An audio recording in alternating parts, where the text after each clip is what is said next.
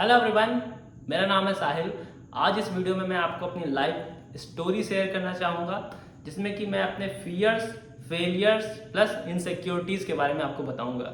ये वीडियो थोड़ा सा ज़्यादा एक्साइटमेंट प्लस इमोशनल होने वाला है। इस वीडियो को आपको लास्ट तक देखना है, जिससे कि आपको कुछ इंस्पिरेशन मेरी स्टोरी से मिले, प्लस आपको कुछ स्ट्रेटजीज भी मिल जाएगी। जैसे अभी मैं आपको बताता हूँ कि मेरे मेनली 3 सबसे बड़े फियर्स थे लाइफ के। आप कह सकते हो फियर्स कह सकते हो या फिर इनसिक्योरिटीज भी कह सकते हो।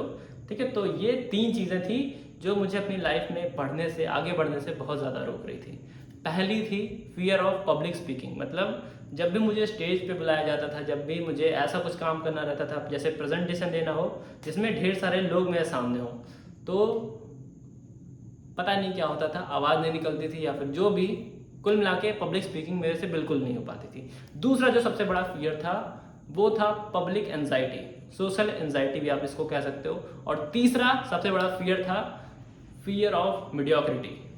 तो अब मैं आपको बताता हूँ कि कुछ भी आपकी ज़िंदगी में अगर हो रहा है ना, तो उसके पीछे कुछ ना कुछ रीज़न ज़रूर होते हैं। जैसे कि मेरे साथ ये जो 3 फियर्स थे, ये कहीं ना कहीं मेरी पहले की ज़िंदगी से आ रहे थे। पहले जैसे जैसे मेरी लाइफ गुजरी है, या फिर आप कह सकते हो जो जो मैंने एक्सपीरियंस किया है, उस जगह से ये 3 फियर्स मेरे पास आ रहे थे। फियर्स थोड़े बहुत और भी थे, बट मेनली मैक्सिमम सबसे ज़्यादा जो मेरी ग्रोथ को रोक रहे थे वो ये 3 फियर्स थे। मैं आपको ऐसी घटनाओं के बारे में बताना चाहता हूँ जिसकी वजह से ये फियर्स मेरे अंदर गए। अभी जल्दी में ही इस चीज़ के बारे में मैंने और डीप में पढ़ा है, जो कि है public anxiety disorder. Public anxiety disorder में होता क्या है कि आपको लोगों से मिलने में, लोगों से रिलेशनशिप्स बनाने में, लोगों के सामने बात करने में, लोगों के सामने अपना ओपिनियन रखने में दिक्कतें आती हैं। अब ऐसा क्यों होता है, ये चीज़ हम लोग आगे चल के बात करेंगे। कुछ मैं आपको सीरीज ऑफ इंसिडेंट बताना चाहता हूँ जिसकी वजह से ये सारे फियर्स मेरे ब्रेन में आ गए थे।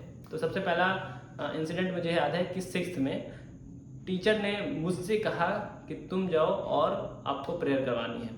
अब प्रेयर करवाने हम स्टेज पे जाते हैं, और स्टेज पे चढ़ने के बाद ये जो पब्लिक एंजाइटी थी ये कुछ ज़्यादा ही थी उस टाइम पे।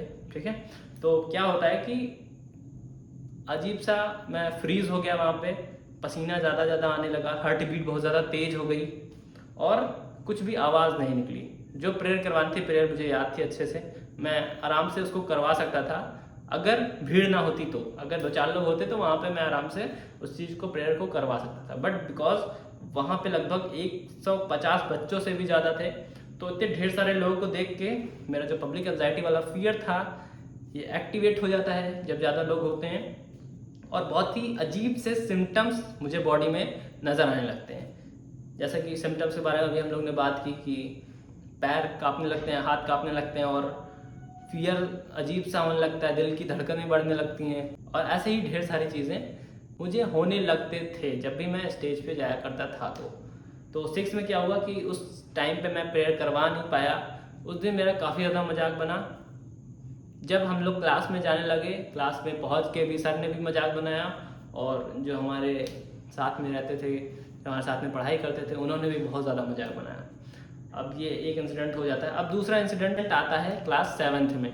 क्लास 7th में एक सर थे बहुत ही ज़्यादा अच्छे, तो उनको ये दिख रहा था कि मेरे अंदर ये वाला फियर है, तो उन्होंने सोचा कि इसको हम लोग थोड़ा थोड़ा करके निकालते हैं। तो उन्होंने मुझे स्टेज पे बुलाया, उन्होंने मुझसे कहा कि गाना गाना है तुम्हें। तो वहाँ पे उन्होंने बोला कि 4 लाइन गाओ, 5 लाइन गाओ, जितना भी मन करे उतना गाओ, लेकिन एक बार गा के आप जाके बैठ सकते हो, लेकिन जब तक नहीं गाओगे तब तक वहीं पे खड़े रहना रहेगा। तो फिर मैंने कोशिश की, लेकिन ये वाला फियर, ये वाली एंजाइटी, ये एक्चुअल में एक मेंटल डिसऑर्डर है। जो पब्लिक एंजाइटी डिसऑर्डर है, ये एक्चुअल में एक मेंटल डिसऑर्डर है जो कि टॉप 3 मेंटल डिसऑर्डर्स में आता है। इसके बारे में मैंने बाद में रिसर्च की तो मुझे पता चला। तो इसकी वजह से ये वाले सिम्टम्स मुझे होने लगते थे, और उस टाइम पे बॉडी फ्रीज हो जाती थी। अगर आपको कुछ चीज़ें अच्छे से याद भी हो तब भी आप उसको कॉन्फिडेंस के साथ वहाँ पे बोल नहीं सकते हो। तो ऐसा तब होता था जब मैं पब्लिक में जाता था। नॉर्मली मुझे कोई भी प्रॉब्लम नहीं होती थी बात करने में और भी काम करने में, लेकिन जब भी मैं पब्लिक के सामने जाता था तो ये पब्लिक एंजाइटी डिसऑर्डर काफ़ी बार मेरे बॉडी में एक्टिवेट हो जाता था और ये सारे सिम्टम्स मुझे होने लगते थे। उसके बाद क्या हुआ कि हमारा 7th ख़त्म हो जाता है, 8th ख़त्म हो जाता है। उसके बाद हम लोग चले जाते हैं अपने दूसरे वाले स्कूल में। तो दूसरे स्कूल में हम लोग 9th 10th पढ़ते हैं। 9th में एक और चीज़ हो रही थी कि 9th में एक कन्या मुझे पसंद आने लगी थी। तो उसको देख के दिल के तार झंझनाते थे बॉलीवुड का असर है और काफ़ी ज़्यादा अच्छी लगती थी, कजरारे नैनों वाली, सुंदर सुशील, आप जो कह सकते हो। बॉलीवुड का ही असर था, कह सकते हो कि बॉलीवुड में काफ़ी दिखाया जाता था कि गर्लफ्रेंड है, सबकी गर्लफ्रेंड है। और हम देख भी रहे थे अगल बगल कि हमारी उम्र के लौंडे सब गर्लफ्रेंड लेके घूम रहे और हम यहाँ अकेले बैठे हैं। तो काफ़ी बार मन हुआ कि मैं उससे जाके बात करूं, लेकिन कॉपी मांगने के अलावा कुछ और मांग ही नहीं पाए। फिलहाल ये वाले डर ने, जो पब्लिक एंजाइटी वाला डर था, इसने मुझे वहाँ पे भी रोक दिया। 10th में अगेन हम लोग ग्रुप में तो काफ़ी अच्छे से मौज करते थे, काफ़ी अच्छे से एंजॉय करते थे और पढ़ाई भी कर लेते थे बीच बीच में थोड़ी थोड़ी। उसके बाद क्या हुआ कि हम लोग वहाँ पे गाना वाना गाते थे नॉर्मली। तो एक बार क्लास 10th में हमारे एक अलग से सर आते हैं बाहर से, तो सब लोग ने कहा, जो हमारे क्लासमेट्स थे उन्होंने कहा कि ये पर्सन अच्छा गाना गा लेते हैं, इसको स्टेज पे जाके आप परफॉर्म करवाइए। तो वहाँ पे अगेन सर ने बोला, पता नहीं क्या था कि अगेन वाला सिम्टम मुझे मेरा साथ छोड़ ही नहीं रहा था। सर ने मुझसे बोला और मैंने उनको मना कर दिया। अब उन्होंने काफ़ी बार रिक्वेस्ट की, आप कह सकते हो बोला भी, रिक्वेस्ट भी की कि नहीं नहीं गाओ, अच्छा लगेगा, क्या हुआ, डर किस बात का डर है, या फिर ऐसे ऐसे ढेर सारे उन्होंने बोला। काफ़ी अच्छे से उन्होंने हेल्प करने की कोशिश की, बट ये वाला फियर कुछ ज़्यादा ही मेरे अंदर बैठ चुका था। और जब भी मैं पब्लिक वाले कोई भी स्टेजेस पे जाता तो ये वाला फियर हमेशा मेरे साथ रहता ही था। अब उन्होंने भी काफ़ी ज़्यादा, अब कह लो काफ़ी ज़्यादा फ्रस्ट्रेशन में आके उन्होंने काफ़ी ज़्यादा रिक्वेस्ट की थी, तो फ्रस्ट्रेट होकर उन्होंने एक बात बोल दी, अगर मेरे इतना कहने के बाद भी तुम स्टेज पे नहीं जा पा रहे हो तो तुम ज़िंदगी में कुछ नहीं कर सकते। अब उनका इंटेंशन गलत नहीं रहा होगा, बट उस टाइम पर मुझे बहुत ज़्यादा बुरा लगा। और इसके पहले की अगर मैं बात करूं, जो इंसिडेंट मैंने आपको बताया था 6th में, मैंने उस दिन जब प्रेयर करवाने के लिए सर ने मुझे बाहर निकाला और मैं नहीं करवा पाया और मेरा बहुत ज़्यादा मजाक बना। इसकी वजह से मैं कभी भी टाइम पे स्कूल जाता ही नहीं था, क्योंकि अगर टाइम पे स्कूल जाऊंगा तब कोई और टीचर भी मुझे बाहर निकाल सकते हैं। 6th से लेके 12th तक कभी भी मैं टाइम पे गया ही नहीं हूँ स्कूल, ताकि मुझे प्रेयर ना करानी पड़े। अगर प्रेयर करानी पड़ेगी तो फिर से वही एम्बैरेसमेंट, फिर से वही मजाक उड़ेगा। इसीलिए अब ये चीज़ मुझे पता ही नहीं थी कि ये चीज़ें हो क्यों रही थी मेरे साथ। ये पब्लिक स्पीकिंग का फियर, या फिर आप कह सकते हो ये पब्लिक एंजाइटी, ये चीज़ें मेरे अंदर आ क्यों रही थी, मुझे इसका बिल्कुल भी नॉलेज नहीं था। अब उसके बाद हमारा 12th आ जाता है। हम लोग 11th 12th एक अलग स्कूल से करते हैं, हमारा 12th आ जाता है। 12th में क्या होता है कि मेरे बाल बड़े रहते हैं, जितनी लेंथ अभी है इतनी ही लेंथ तब भी रहती है। तो वहाँ का रूल थोड़ा सा डिफरेंट था। वहाँ पे लोग छोटे छोटे बाल रखते थे, पता नहीं क्यों उनको ऐसा लगता था कि जो छोटे बाल रखते हैं वो पढ़ने के लायक है, ऐसा उनका कुछ रूल था, जो भी है। तो मुझे छोटे बाल रखना कुछ खास पसंद नहीं है, तो मेरे थोड़े बहुत बड़े ही रहते थे, इतने बड़े जितना आप देख रहे होगे अभी।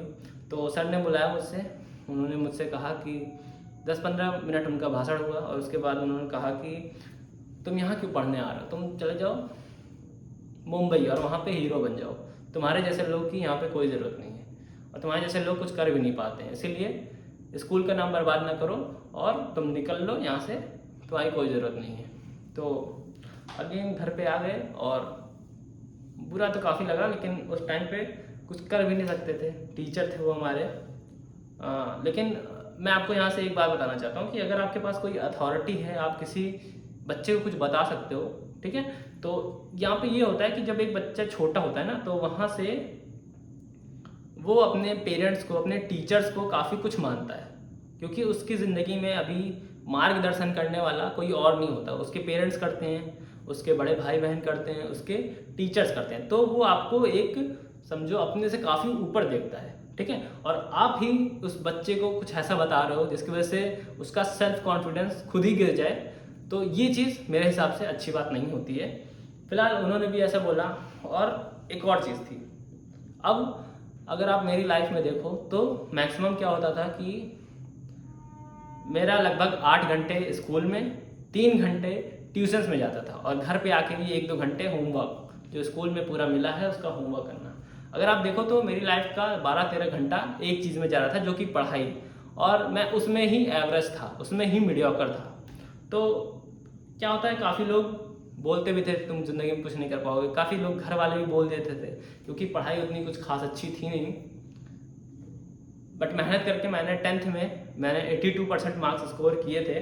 उस टाइम पे काफ़ी ज़्यादा मेहनत किया था और उतना ज़्यादा प्रेशर नहीं था। बट 12th में आते आते ये वाला प्रेशर थोड़ा सा ज़्यादा बढ़ गया क्योंकि मैंने 10th में बायो चूज़ किया था ताकि मुझे मैथ ना पढ़ना पड़े।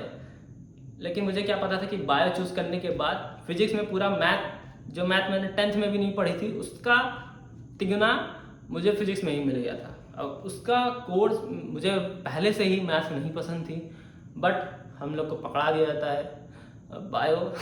मुझे पता नहीं था कि फिजिक्स में इतना ज़्यादा मैथ दे देंगे कि उसका भी 3 गुना हो जाएगा 10th का भी। तो कोई बात नहीं, वहाँ पे हम लोग पढ़ते हैं। इंटरेस्ट तो मेरा कुछ खास पढ़ाई में पहले से ही नहीं था, लेकिन घर वाले कहते रहते थे कि पढ़ लो काफ़ी ज़्यादा, तुम्हारी ज़िंदगी इसी से बननी है। तो और दूसरी चीज़, मैं 13 घंटा 12-13 घंटा पढ़ाई में ही मैं डाल रहा था और उसमें ही मैं अच्छा नहीं था। तो जाहिर सी बात है कॉन्फिडेंस आपका लो रहने ही वाला है। 12-13 घंटा आप जिस चीज़ पे दे रहे हो उसी में नहीं अच्छे हो। मैक्सिमम लोग आपको यही बता रहे हैं कि तुम ज़िंदगी में कुछ नहीं कर पाओगे, और मैक्सिमम लोग बता रहे हैं उससे कोई मतलब नहीं है, लेकिन आप खुद ही मान रहे हो ऐसा क्योंकि बाहर से भी लोग बता रहे हैं आपको और आप पढ़ाई में भी नहीं अच्छे हो। तो आपके सामने के सारे रास्ते आपको यही बता रहे हैं कि आप मीडियोकर रह जाओगे। तो यहाँ से मेरा मीडियोकर रहने वाला फियर आ गया। तो 3 फियर्स मैंने आपको बताए जो कि मुझे काफ़ी ज़्यादा परेशान कर रहे थे लाइफ में, या फिर आप कह लो कि कुछ भी मैं करने जाता था तो ये 3 फियर्स मेरे ज़िंदगी में आ ही जाते। एक और चीज़ मैंने देख ली थी कि कॉन्फिडेंस नहीं है तो आपकी ज़िंदगी आप समझ लो झंड है। क्योंकि मैं जो भी काम करने जाता था वहाँ पे ये जो पब्लिक एंजाइटी वाला फियर था, जो मुझे और लोगों से मिलने में इतना ज़्यादा अजीब टाइप का फियर लगने लगता था कि मैं वहाँ पे जाता ही नहीं था। अब इस चीज़ की वजह से क्या हुआ कि मैं पार्टीज़ में जाना मैंने बंद कर दिया, जो भी कोई शादी हो रही है वहाँ पे जाना मैंने बंद कर लिया, कहीं पूजा है तो वहाँ पे भी जाना मैंने बंद कर दिया।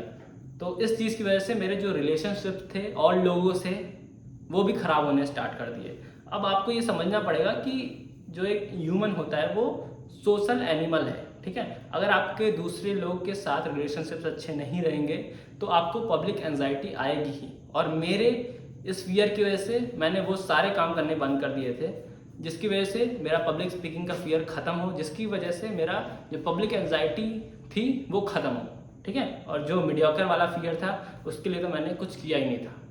तो फिलहाल हमारा यहाँ से 12th ख़त्म हो जाता है। मुझे जो मेरा स्कूल ख़त्म हुआ था और जो मेरा कॉलेज स्टार्ट होने वाला था उसके बीच में 3 महीने का टाइम मिल जाता है। उस 3 महीने में ये जो फियर्स थे जो मुझे बांध के रख रहे थे हर जगह पे ग्रो करने से, उनके बारे में मैंने पढ़ना स्टार्ट किया। तो पढ़ते पढ़ते मुझे ये चीज़ पता चली कि जो फियर ऑफ पब्लिक स्पीकिंग है ये सिर्फ मुझे ही नहीं है, ये 74% लोगों को मैक्सिमम होता ही है। जो भी पब्लिक एंजाइटी डिसऑर्डर जिसको भी होता है वो लोग भी चाहते हैं कि स्टेज पे जाएं, कुछ बोलें या फिर कुछ परफॉर्म करें, बट जब भी वो जाते हैं तो उनको ये ढेर सारे सिम्टम्स होने स्टार्ट हो जाते हैं जो कि मुझे पहले हो रहे थे। तो अब मुझे पता चला कि ये एक मेंटल डिसऑर्डर है और इस मेंटल डिसऑर्डर को हटाने का अलग अलग मेथड्स होते हैं। कुछ आपको मेडिकेशंस लेने पड़ते हैं, कुछ आपको दवाई लेनी पड़ती है और कुछ ऐसे नॉर्मल तरीके हैं। तो उस टाइम पे मैं मम्मी को या फिर आप कह लो और भी जो दोस्त हैं मैं उनको अपनी प्रॉब्लम्स नहीं बताता था, अब भी नहीं बताता हूँ, क्योंकि मुझे लगता है कि मेरी प्रॉब्लम है तो मैं इसको किसी और को क्यों बताऊँ, उनका भी दिमाग ख़राब होगा, मेरा तो ऑलरेडी है। तो फिर क्या हुआ कि मैंने क्या सोचा कि चलो ठीक है कोई बात नहीं, हम लोग को ये फियर है, अब ये मुझे खुद ही हटाना है।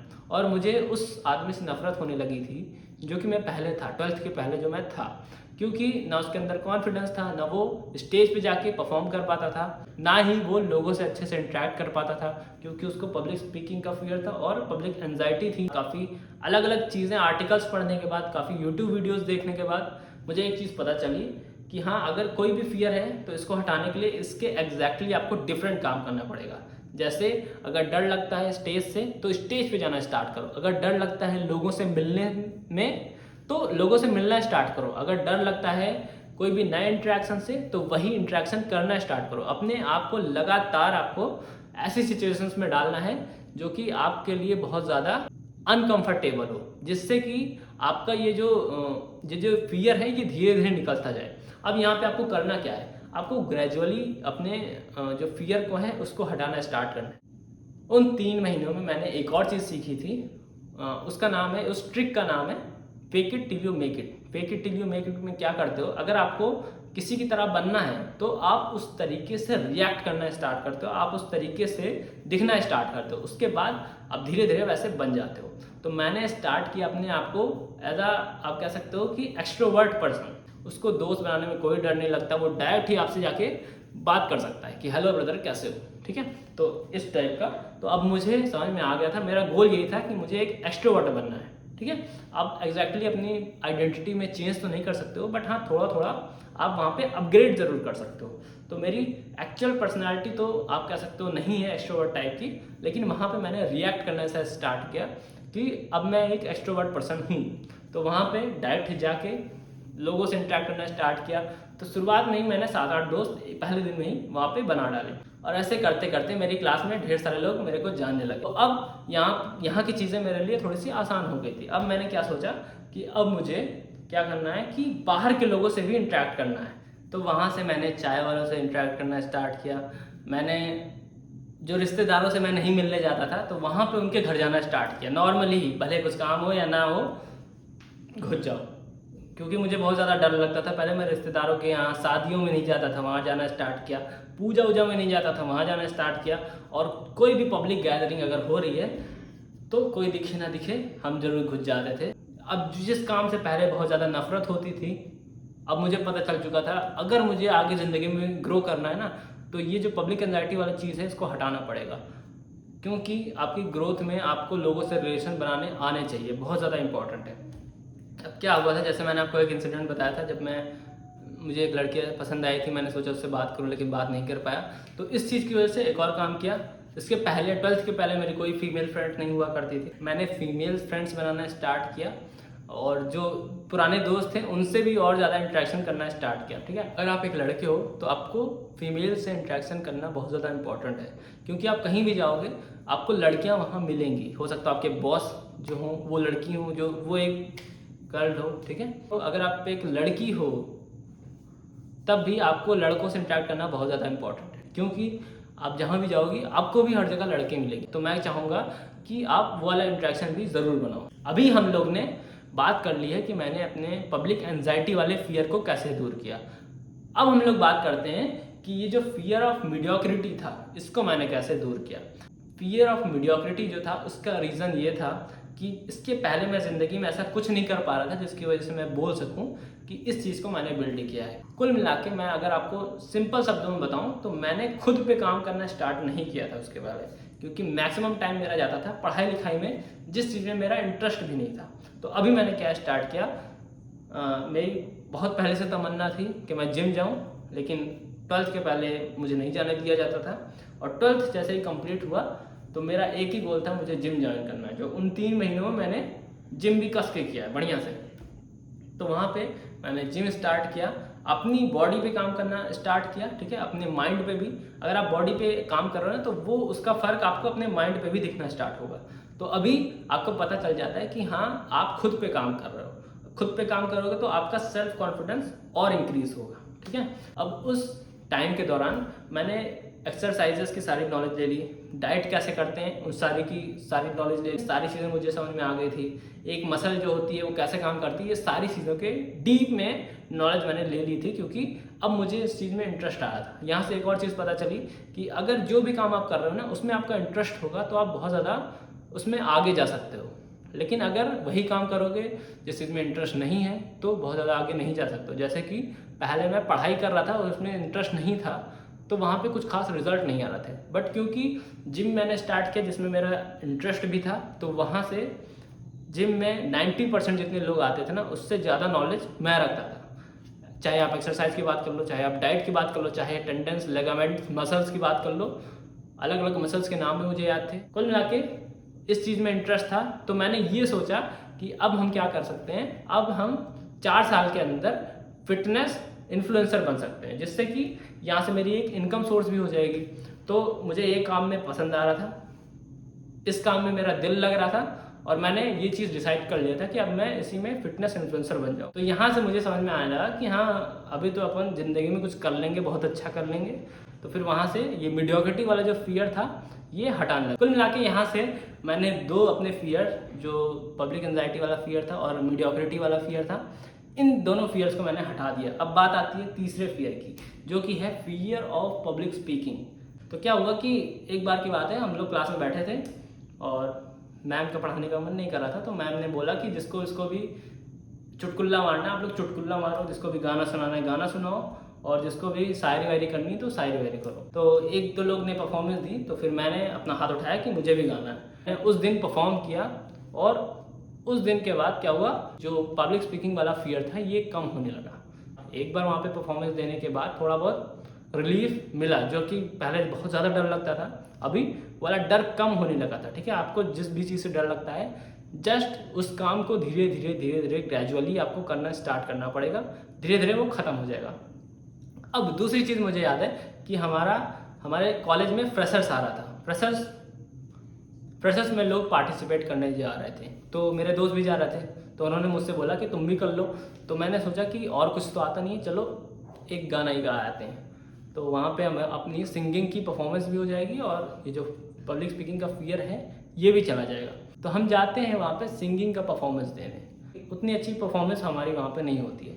तो ये जो पब्लिक स्पीकिंग का फियर था इसकी वजह से अगेन परफॉर्मेंस उतनी अच्छी तो नहीं होती जितनी अच्छी मैंने सोची थी। तो सीनियर्स ने बोला मुझसे कि तुम क्या कर सकते हो, तुम रैंप वॉक में पार्टिसिपेट कर सकते हो।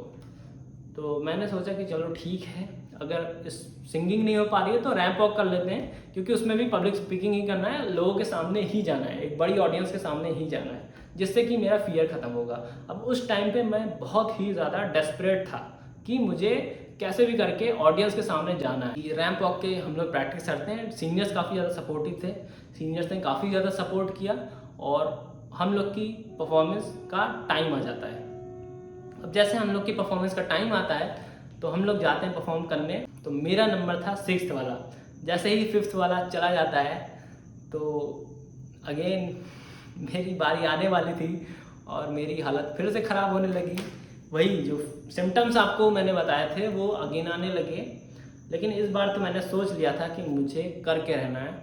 ये जो पब्लिक स्पीकिंग वाला फियर है इसको हटा के ही रहना है, चाहे जैसे। भले ही मैं आज ख़राब परफॉर्मेंस दे दूँ उससे मुझे मतलब नहीं है, लेकिन परफॉर्मेंस देनी है ताकि फियर ये वाला चला जाए चाहे जैसे। तो फिर अपन जाते हैं वहाँ पे और अपना इंट्रो देते हैं, हेलो एवरीवन माय सेल्फ साहिल श्रीवास्तव, ये सब बोल के 2-4 लाइन बोल के चले आते हैं। और दूसरा राउंड होता है, दूसरे राउंड में तुम्हारा भाई सेलेक्ट नहीं होता है, लेकिन उस दिन मैं बहुत ज़्यादा खुश था, क्योंकि उस दिन की जो फीलिंग थी वो डिफरेंट थी। उस दिन की फीलिंग थी विनर वाली। इसके पहले जब भी मैं स्टेज पे गया हूँ तो मैं परफॉर्म नहीं कर पाया हूँ, क्योंकि पब्लिक एंजाइटी डिसऑर्डर था मुझे और पब्लिक स्पीकिंग का फियर कुछ ज़्यादा ही था। तो इस वजह से परफॉर्मेंस मेरी नहीं हो पाई है। लेकिन इस टाइम पे कुछ डिफरेंट था। इस टाइम पे मेरी जो फीलिंग थी वो एक विनर वाली थी। इस टाइम पे मैंने अपने फियर को हरा दिया था। तो इस चीज़ की वजह से काफ़ी ज़्यादा कॉन्फिडेंस मिलता है तुम्हारे भाई को। और उसके बाद अपन सोच लिया है कि अब अपनी पर्सनालिटी को थोड़ी सी ज़्यादा इंप्रूव करना है, अब और भी चीज़ें देखनी है। तो वहाँ से मैंने और भी चीज़ें देखनी स्टार्ट कर दी और ये जो पब्लिक स्पीकिंग वाला फियर था इसको हटाना और ज़्यादा स्टार्ट कर दिया। और भी कोई अपॉर्चुनिटी मिलती थी तो डायरेक्ट मुझे जाके वहाँ पे ले लेनी थी। कुछ भी जाके स्टेज पे जाके कुछ बोलना होता था तो डायरेक्ट मैं जाके वहाँ पे स्टेज पे बोल आता था। ठीक है, ऐसे करते करते जो पब्लिक स्पीकिंग वाला फियर था ये भी मेरी ज़िंदगी से चला गया था। उसके बाद हमारे कुछ चीज़ें होती हैं जिसकी वजह से सेकंड ईयर मेरा बहुत ही ज़्यादा बढ़िया हो जाता है। जो कि हमारा पहले टूर होता था। टूर में काफ़ी कुछ हम लोग घूमने गए, काफ़ी ज़्यादा मज़ा आया वहाँ पे। उसके बाद हमारा एनएसएस कैंप हुआ, जितना भी मज़ा एक इंसान ले सकता था तो उतनी सारी चीज़ें हम लोग ने एनएसएस कैंप में कर डाली। चाहे आप कहो कि खाना बनाना, झाड़ू लगाना, हर एक चीज़ जो भी आप कर सकते हो कॉलेज लाइफ में अपनी, क्योंकि वो कैंप लगा था तो कॉलेज के बाहर था, तो वहाँ पे हम लोग बहुत ज़्यादा मज़ा। तो हमारा एक और बार फ्रेशर्स आ जाता है। पहले साल फर्स्ट ईयर में हमारे जो सीनियर्स थे उन लोग ने हमको फ्रेशर्स दिया। अब हम लोग सीनियर बन चुके थे तो हम लोग ने अपने जूनियर जो थे, जूनियर जो नए बच्चे आए थे उनको फ्रेशर्स दिया। तो वहाँ पे काफ़ी ज़्यादा अच्छा आप कह सकते हो एक अपॉर्चुनिटी मिली। जो जूनियर्स हमारे आए थे उनको सिखाने के लिए काफ़ी ज़्यादा लवली पीपल्स थे। तो कुछ लोग लगभग 6 लोग ऐसे हैं जो मेरे पर्सनल फेवरेट थे। काफ़ी ज़्यादा अच्छे से बातचीत होती थी हमारी, छोटे भाई बहन की तरह।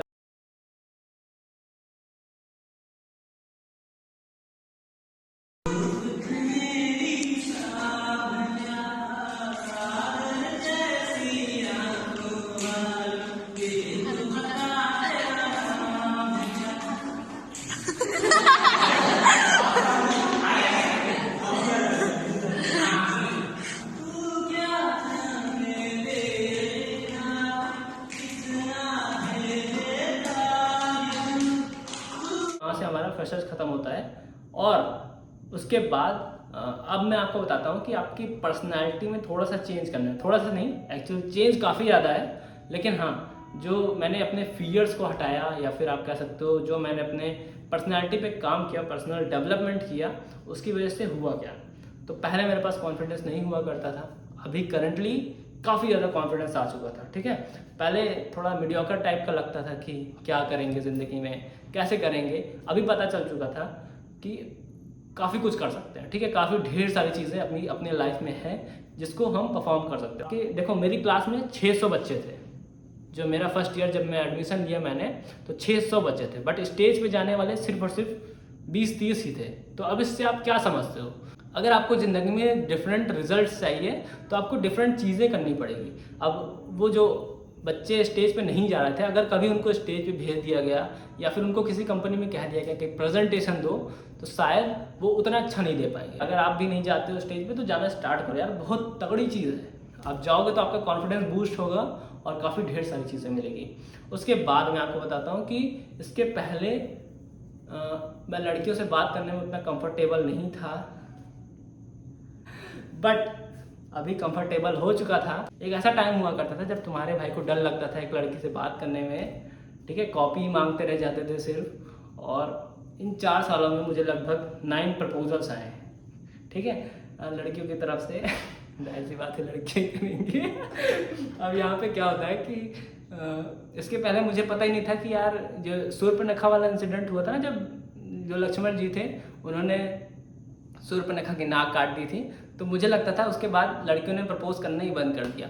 लेकिन जब मैंने अपनी पर्सनैलिटी में इम्प्रूवमेंट की तो प्रपोजल्स आने स्टार्ट। तो आप भी अपनी पर्सनैलिटी इम्प्रूव करो और ढेर सारे प्रपोजल्स ले जाओ।